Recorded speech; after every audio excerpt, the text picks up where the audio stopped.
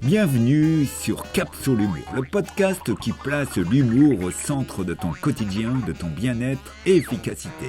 Je m'appelle Christophe Tricard, voici ma chronique des objets se marrent, avec des pantoufles, des téléphones et autres ustensiles qui réfléchissent. Bon, sérieusement, je te raconterai des histoires loufoques avec une réflexion décalée de notre époque. Mon objectif est de te relier à ton imaginaire, donc à ton humour. Joyeuse écoute! Aïe, aïe, encore l'autre tordu complètement pas écolo qui m'a balancé une bouteille en verre. Ah, je ne supporte plus du tout cette agression. C'est vrai, moi dégueu la poubelle, je dois servir autre chose. Ah, c'est à cause d'Eugène Poubelle qu'on en est arrivé à ce job.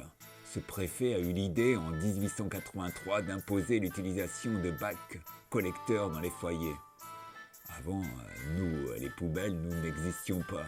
D'ailleurs, au Moyen-Âge, les récupérateurs étaient les cochons qui vivaient dans les villes. C'était eux qui participaient activement au nettoyage des rues. Les temps ont changé. Aujourd'hui, les cochons, dans 95% des cas, sont séquestrés dans des prisons. Pour le dire de manière plus directe, dans des élevages industriels. Bon, revenons à nos ordures. En 2022, misère de crabes pourris, on récupère tout, des papiers, des emballages, du plastique, des vieux vêtements, des déchets organiques, même les programmes papier des candidats aux élections. Pour l'anecdote, un jour, j'ai même chopé une valise remplie de billets de banque qu'avaient balancé les mafieux coursés par la police. Je pensais devenir riche comme une poubelle suisse. Mes peaux de banane traitées au chlordécone, c'est un insecticide qui rend malade. Les flics ont tout récupéré. Ah, j'ai compris ce jour-là la notion d'argent sale. Ah, j'oubliais. Je récolte aussi des kilos de nourriture, des restes de pizza, des quiches surgelées, des yaourts super laids et plein de trucs emballés dans du plastique. Au total, 79 kilos par personne de nourriture sont jetés tous les ans dans les poubelles. Ces cochonneries industrielles sont tellement indigestes que nous, les poubelles, nous sommes obligés régulièrement de nous faire des lavements dans une clinique spécialisée. Ah, sérieusement, j'enrage car selon l'ADEME, 68% des ordures ménagères pourraient être triées et recyclées. Mais non, ils atterrissent dans nos corps de poubelles de quartier. 2 minutes, j'entends mon copain Gourdon, un trottoir qui râle. Tu dis quoi, Gourdon? Je me suis pris un masque anti-Covid sur ma tronche. J'en ai ras-le-bol de voir sur mon sol ces bidules anti-trouille contre le cocovirus. Tu te rends compte? Dans les villes, même dans tous les recoins de campagne, ces bêtes d'humains en balancent des milliers par jour. Et ces masques ne sont pas biodégradables. Un masque jeté dans la nature met 450 ans à se décomposer. Tu as raison, Gourdon, ces horreurs me donnent le tournis. Je vais prendre un cachet qu'utilisent les humains contre les maux de tête pour me soulager.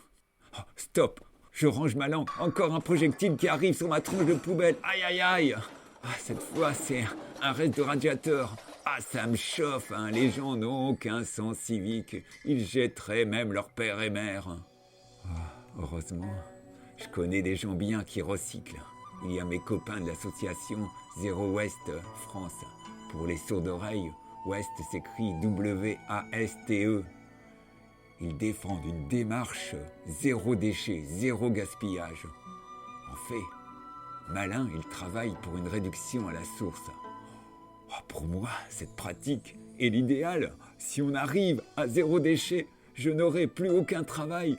Chouette, je pourrais me barrer sur une île déserte et contempler la mer qui danse dans le golfe clair.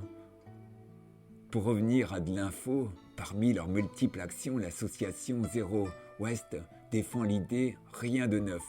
Pas rien dans les histoires d'amour, mais aucun achat neuf de matériel manufacturé, que de l'occasion, comme des voitures d'occasion, des smartphones reconditionnés. On pourrait même préconiser l'achat de poubelles usagées.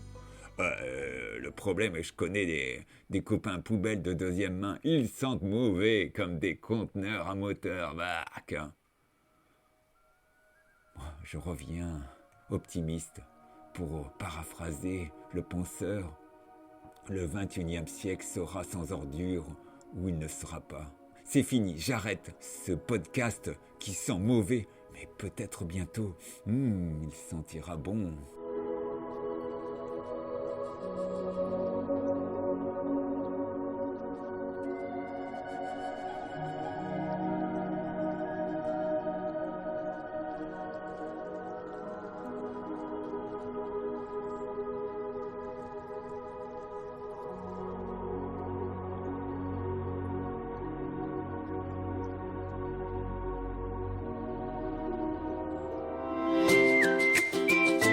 Si ma chronique t'a sérieusement fait marrer, laisse-moi un commentaire 5 étoiles sur Apple Podcast.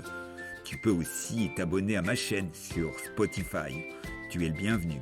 Et si tu as des questions, contacte-moi sur humour-o-travail.fr. Je te donne rendez-vous tous les mardis pour découvrir un nouvel épisode des Objets Semars.